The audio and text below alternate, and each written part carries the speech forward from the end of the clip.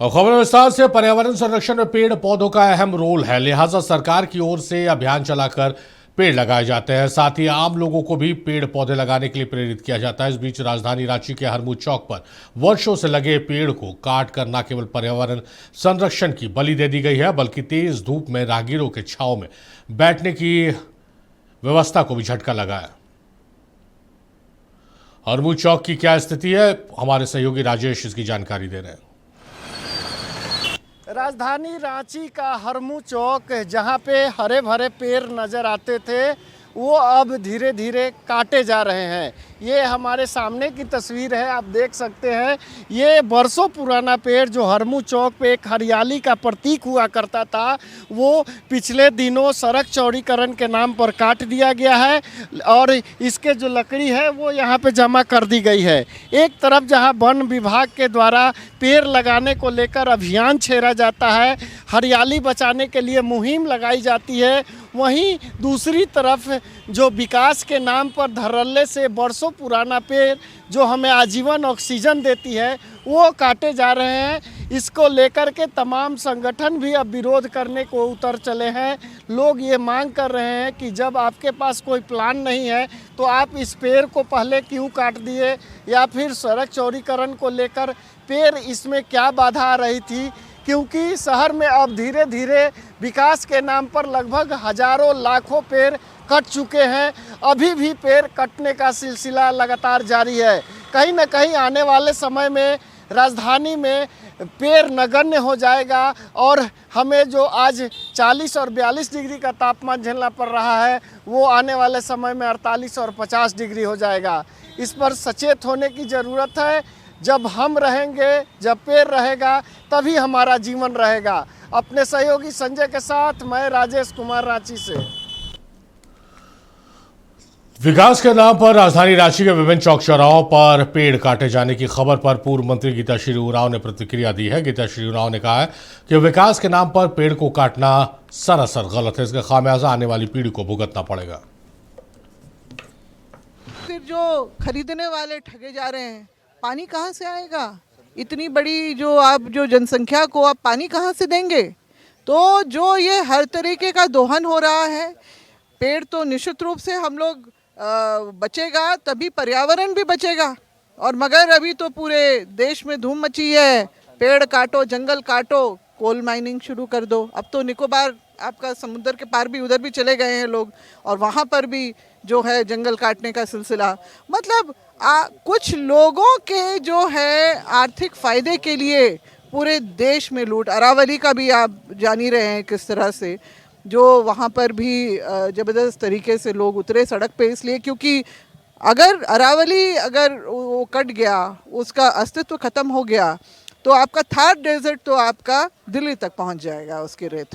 नहीं, मैं तो लोगों को, जहां भी स्थानीय लोग हैं, क्योंकि हम लोगों के लिए भी हर दिशा में दौड़ पाना मुश्किल होता है, ये हर एक व्यक्ति, हर एक उस गांव की, वहां के स्थानीय लोगों की भी जिम्मेदारी बनती है कि इस तरह का कुछ भी हो तो आवाज़ ज़रूर उठाएं, और निश्चित रूप से उसको फिर हम लोग आगे लेके जाएंगे, क्योंकि हर तरफ का हम लोग को जानकारी नहीं होता। ये निश्चित बहुत चिंताजनक बात है जी कि कुछ लोग अपना जेब भरने के लिए हमारी तो विकास के नाम पर पेड़ों की बलि दी जा रही है, और एक तरफ सरकार लाखों करोड़ों रुपए खर्च करती है, जागरूकता अभियान चलाती है, लोगों से अपील करती है कि आप ज़्यादा से ज़्यादा पेड़ लगाएं, लेकिन जब सड़कें बनाने की बात आती है, जब रोड चौड़ीकरण की बात होती है, फ्लाईओवर्स की बात आती है, तो इस तरह की तस्वीरें राजधानी रांची समेत पूरे झारखंड से नजर आती है। अभिषेक श्रीवास्तव सामाजिक कार्यकर्ता हमारे साथ फोन लाइन पर मौजूद है। अभिषेक जी, बहुत स्वागत है आपका नक्षत्र न्यूज में।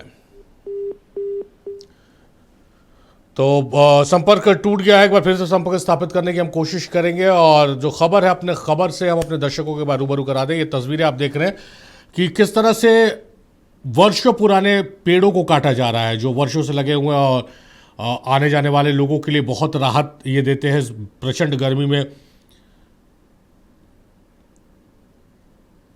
राजेश हमारे सहयोगी हमारे साथ जुड़ गए हैं, उनका रुख कर लेते हैं और उनसे ज़्यादा जानने समझने की कोशिश करते हैं। राजेश, एक तरफ तो सरकार करोड़ों रुपए खर्च करती है, जागरूकता फैलाती है कि भाई आप ज़्यादा से ज़्यादा पेड़ लगाएं, और अभी जो तस्वीरें आप जहां खड़े हैं, जो रिपोर्ट आपने की और अभी भी जहां आप खड़े हैं, आपके पीछे जो तस्वीरें हैं वो देखने का मन नहीं कर रहा है कि पेड़ों को काट दिया गया विकास के नाम पर। कहीं सड़क चौड़ीकरण के नाम पर काटा जा रहा है, कहीं फ्लाईओवर के नाम पर काटा जा रहा है। विकास अगर कहीं हो रहा है, ये कट रहा है, तो इससे आपत्ति नहीं होनी चाहिए, लेकिन पेड़ लगाने का जो ड्राइव है उसको भी उतनी मजबूती से चलाना चाहिए। जी बिल्कुल, वो स्थिति नहीं है। सिर्फ पेड़ काटने का सिलसिला जारी है और लगाने के जो बात कह रहे हैं उसमें नगण्य है, जीरो है। कोई पेड़ कहीं भी जहाँ कटता है वहाँ नहीं लगता है, उस जगह पे फ्लाईओवर और रोड चौड़ीकरण किया जाता है। लेकिन ये जो तस्वीर है हरमू चौक की, शाहजहानंद चौक की या अरगोड़ा या शहर के कई जगहों पे बड़े पैमाने पर जो पेड़ कटे हैं, यहाँ का जो स्थिति है, यहाँ पे इस चौक का सुंदरीकरण होना था, लेकिन किसी कारणवश आपको बता दें कि ये पेड़ कट गया और सुंदरीकरण भी रुक गया। तो हम ये आपको और अपने दर्शकों को ये बताना चाह रहे हैं कि कोई प्लान होता है, कोई कार्यक्रम है, तो आप करने के पहले अपना प्री प्लान कर लीजिए। अब ये तो पेड़ कट गया, बरसों पुराना है, कई संख्या में पेड़ है और यहाँ ये चौक भी नहीं होगा। तो इस तरीके से आपको बता दें, फिरायलाल चौक में भी ओवरब्रिज का निर्माण करना था, वहाँ पर भी कुछ पेड़ पौधे थे और गड्ढा खोद दिया गया। मुख्यमंत्री जी ने आदेश किया कि नहीं यहाँ नहीं बनेगा, उसको फिर से बंद कर दिया गया। तो कहीं ना कहीं ये खामियाजा आम लोगों को जो राजधानी में रहते हैं उनको भुगतना होगा, क्योंकि धीरे धीरे शहर का तापमान अब बढ़ते जा रहा है। पानी जो है वो धरातल नीचे की तरफ भाग रहा है। गर्मी के दिनों में पानी कई इलाके में नदारत हो जाती है। आपको बता दें, पुरलिया मार्ग जो टाटी सिलवे नामकुम काटाटोली होते जो जा रहा है, उसमें लाखों पेड़ कटे हैं, अभी भी कटने का सिलसिला जारी है। शहर के इर्द गिर्द में हरमू नदी का जो जीर्णोद्धार हुआ उसमें हजारों पेड़ कटे, परसों पुराना पेड़, वो अब धीरे धीरे शहर की तरफ जैसे जैसे रोड जाहिर तौर पर ये तो इसका तो कोई अंत ही नहीं रहा राजेश।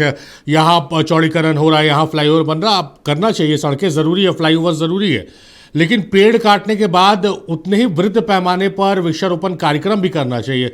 राजेश बने रहिए, सामाजिक कार्यकर्ता अभिषेक श्रीवास्तव हमारे साथ जुड़ रहे हैं। अभिषेक जी, बहुत स्वागत है आपका।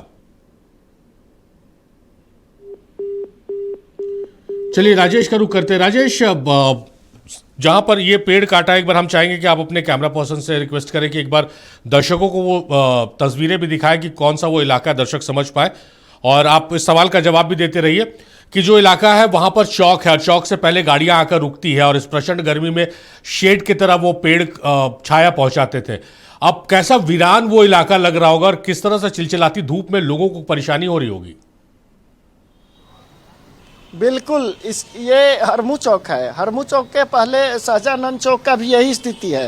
ये एक चौक ऐसा था जहाँ पे हरा भरा था और सैकड़ों लोग गर्मी के दिनों में, आपको हम तस्वीर के माध्यम से दिखाना चाहेंगे, ये पुराना पेड़ जो था, यहाँ पे लोग छांव के लिए रुकते थे, ठहरते थे, एक निशान होता था कि हम हरमू चौक में हैं, यहाँ पे आप आइए।